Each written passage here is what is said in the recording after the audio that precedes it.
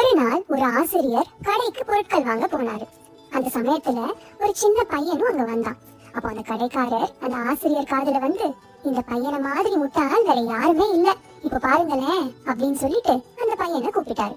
ஒரு ரூபாய் நாணயமும் 2 25 காசுகளையும் அவன் கிட்ட காமிச்சு, இதுல எது மதிப்பதிகமோ அதை நீ எடுத்துக்கோ அப்படின்னு சொன்னாரு.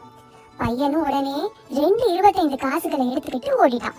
அந்த கடைக்காரர் ஆசிரியரை பார்த்து, பாத்தீங்களா நான் சொல்லல அவன் எவ்வளவு பெரிய முட்டாள்னு அப்படின்னு சிரிச்சாரு. அந்த ஆசிரியருக்கு ரொம்ப வருத்தமா போச்சு. அவர் கடையை விட்டு வெளியில வந்து அந்த பையன்கிட்ட கேட்டாரு, என்னப்பா இப்படி ஒரு முட்டாளா இருக்க, உனக்கு காசோட மதிப்பு தெரியாதா?